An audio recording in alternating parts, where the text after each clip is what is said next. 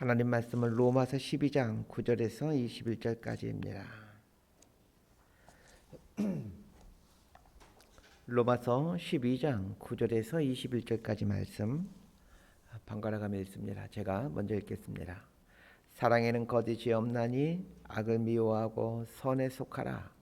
형제를 사랑하여 서로 우애하고 존경하기를 서로 먼저 하며 부지런하여 게으르지 말고 열심을 품고 주를 섬기라. 소망 중에 즐거워하며 환난 중에 참으며 기도에 항상 힘쓰며 성도들의 쓸 것을 공급하며 손 대접하기를 힘쓰라. 너희를 박해하는 자를 축복하라. 축복하고 저주하지 말라. 즐거워하는 자들과 함께 즐거워하고 우는 자들과 함께 울라. 서로 마음을 같이하여 높은 데 마음을 두지 말고 도리어 낮은 데 처하며 스스로 지혜 있는 채 하지 말라. 아무에게도 악을 악으로 갚지 말고 모든 사람 앞에서 선한 일을 도모하라. 할 수 있거든 너희로서는 모든 사람과 더불어 화목하라. 내 사랑하는 자들아, 너희가 친히 원수를 갚지 말고 하나님의 진노하심에 맡기라. 기록되었으되 원수 갚는 것이 내게 있으니 내가 갚으리라고 주께서 말씀하시니라. 내 원수가 줄이거든 먹이고 목마르거든 마시게 하라. 그리함으로 내가 숯불을 그 머리에 쌓아 놓으리라. 21절 함께 읽습니다. 악에게 지지 말고 선으로 악을 이기라. 아멘. 로마서 12장부터는 믿음의 실천에 대한 이야기를 다루고 있습니다. 달리 말하면 믿음으로 구원을 받는 사람은 어떻게 사는가에 대한 이야기입니다. 믿음으로 구원을 받은 사람의 가장 기본적인 삶의 틀은 로마서 12장 1절에 나오는 말씀처럼 산 제물이 되는 것입니다. 산 제물이 되어 사는 것입니다. 이 산 제물이 되어 산다라는 것은 그 제물의 사고방식과 제물의 행동방식을 따른다라는 뜻입니다. 제물의 가장 큰 특징은 죽는 것입니다. 이 세상에 죽지 않는 제물은 없습니다. 그러므로 제물의 방식과 행동 방식을 갖는다라는 것은 이 세대의 풍습에서 이 세대의 가치관에서 죽는 것이다 라고 할 수 있습니다. 이 세대의 가치관, 이 세대의 습관이 잘못된 가치관, 사망으로 치닫는 습관이 한 것을 알고 이 세대의 가치관을 지향하지 않는 것이 이 세대에 대해서 죽은 산 제물로서 살아가는 삶의 모습입니다. 이 세대의 가치관과 이 세대의 풍습에서 죽는 것이 산제물이 되는 출발점이다라는 것을 기억하셔야 됩니다. 자, 그런데 실상은 어떻습니까? 우리 그리스도인들이 이 세대의 가치관, 이 세대의 습관을 쫓아가는 형국을 취하고 있습니다. 이렇게 해서는 믿음의 삶을 살 수가 없습니다.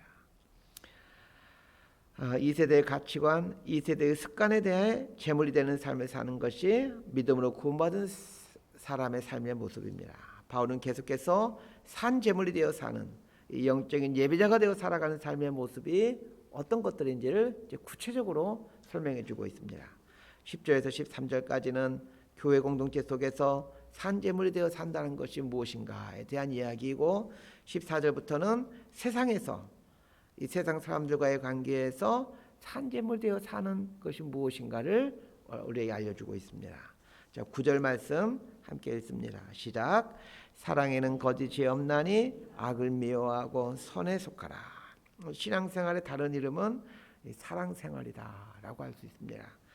왜냐하면 신앙의 출발은 하나님이 나를 사랑하신다는 것에 반응해가는 삶이기 때문입니다. 하나님의 사랑에서 구원이 시작되고 나를 향해 오고 계시는 하나님의 사랑을 깨닫고 하나님의 사랑에 반응하면서 이 신앙생활이라는 것을 시작하기에 신앙생활의 다른 이름은 사랑생활입니다. 믿음 생활이란 사랑하며 사는 삶이라는 것을 꼭 기억하셔야 됩니다. 9절에 보니까 사랑에는 거짓이 없다 이렇게 말하고 있습니다. 거짓이라는 말의 본래 의미는 뭐뭐 하는 체 하다입니다. 뭐뭐 하는 척 하는 것, 그것이 거짓입니다. 신앙은 사랑하는 척 하는 것, 그것이 아닙니다. 믿음은 믿음 있는 척 하는 것이 아닙니다. 믿음은 그냥 믿음이고 사랑은 그냥 사랑입니다. 그래서 사랑이 너무 추상적이기 때문에 구체적으로 어떤 모양을 갖고 있는지를 설명해 줍니다. 사랑의 첫 번째 모양은 악을 미워하는 것입니다. 어떤 사람과 사랑한다라고 말을 하면서 그 사람과 악을 도모하고 있다라면 그것은 사랑이 아닙니다. 우리가 어떤 사람과 만나서 어떤 좋지 않은 이야기를 합니다. 다른 사람을 험담하는 이야기를 한다라고 한번 가정해 보십시다. 그 사람하고 만나서 이야기하고 있기에 또 그 사람하고 만나서 어떤 은밀한 이야기를 하고 있기에 그 사람과 사랑하는 사이인 것 같지만 사실은 그 사람을 사랑하는 게 아닙니다. 말할 사람이 없어서 외로워서 만나는 것이지 그 사람을 사랑하는 것이 아닙니다. 좀 더 적나라하게 표현하면 내 외로움을 달래기 위해서 상대방을 이용하는 것뿐입니다. 사랑은 선을 좋아하는 모양으로 나타납니다. 선에 속하라 이렇게 말하고 있습니다. 선이라는 말은 헬라어로 아가도스라는 단어인데 이 아가도스란 좋은 것이라는 뜻입니다. 이 선에 속하라라고 할 때 속하다라는 말은 참 재미있는 말입니다. 속하다라는 말의 원래 의미가 악교로 붙이다라는 뜻입니다. 사랑은 좋은 것을 악교로 붙이는 것입니다. 신앙생활은 사랑의 삶인데 사랑의 삶은 선한 것을 내 몸에 악교를 딱 붙여놓고 사는 생활이라는 얘기입니다. 내 몸에 선한 것을 딱 붙여놓고 사니까 내 삶에서 선한 것이 흘러나오게 됩니다. 선한 것이 흘러나오면 사람들이 나를 존경하게 되어 있죠. 선한 것이 나에게 흘러나올 때 모든 사람들이 나를 좋아하는 것은 아닙니다. 악한 사람은 선한 것을 싫어하기에 나를 좋아할 수가 없죠. 그러나 존경할 수는 있습니다. 교회 안에서 성도들로부터 존경받는 삶을 사는 것을 인생 목표로 삼고 살 수 있게 되기를 바랍니다. 선한 것을 내 몸에 딱 달라붙여 놓게 되면 선한 것이 흘러나오게 되어 존경을 받게 됩니다. 왜 사람들이 날 존경하지 않을까? 고민할 필요 없습니다. 선한 것을 내 삶에 붙여놓고 살지 않기 때문입니다. 선한 것을 몸에 붙여놓고 신앙생활하는 사람은 교회 공동체 속에서 세상 속에서 어떤 모양으로 나타나는가가 오늘 본문의 내용입니다. 자, 10절부터 13절까지 말씀 함께 읽습니다. 시작.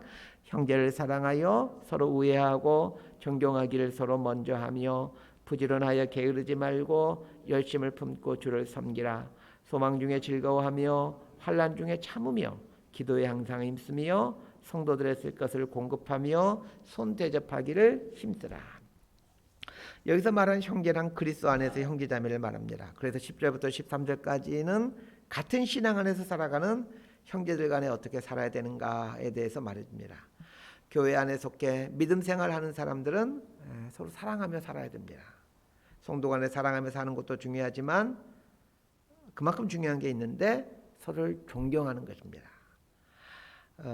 이 말씀을 묵상하다가 우리 교회가 이런 교회가 되면 정말 좋겠다라는 생각을 하게 됩니다. 오늘 한국 교회는 성도 간에 서로 싸우는 교회로 소문이 나 있습니다. 목사와 성도 간에서 싸웁니다. 왜 싸울까요? 사랑하지 않고 존경하지 않기 때문입니다. 사랑하면 싸울 수는 있죠. 그러나 존경하면 싸우지는 않습니다. 부부도 마찬가지입니다.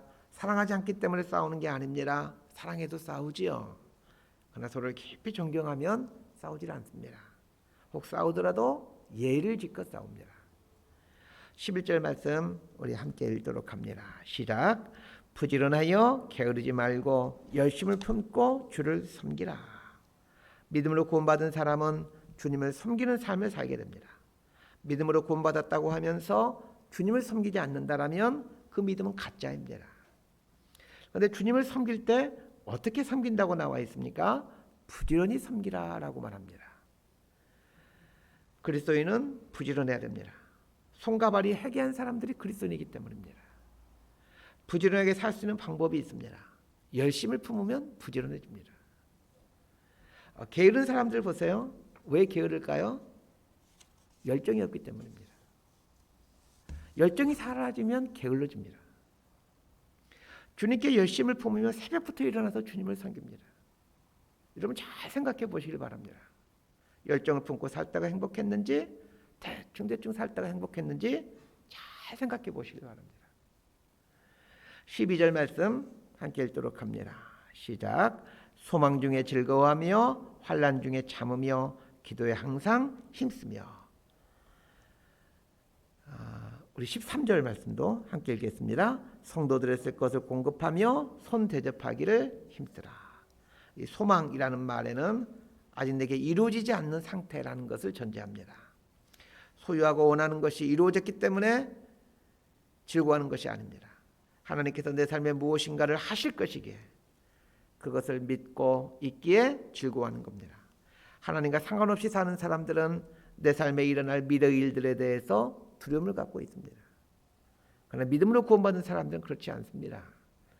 내 삶에 일어날 일이 무엇인지는 모르지만 내 미래가 어떻게 될지 모르지만 하나님께서 이끌어 가시고 하나님께서 하실 것이기에 즐거워하는 것입니다. 왜 그렇습니까? 하나님께서 하실 것들은 선한 것들임을 알고 있고 믿기 때문입니다. 환난 중에 참으며라는 말을 생각해 보십시다.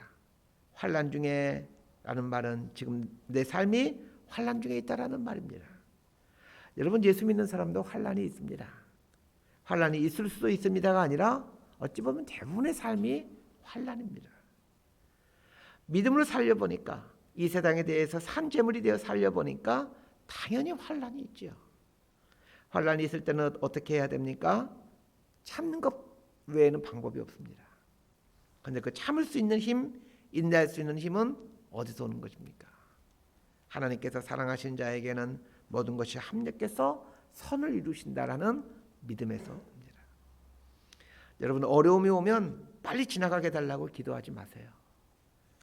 이걸 잘 견뎌내게 해달라고 기도하십시오.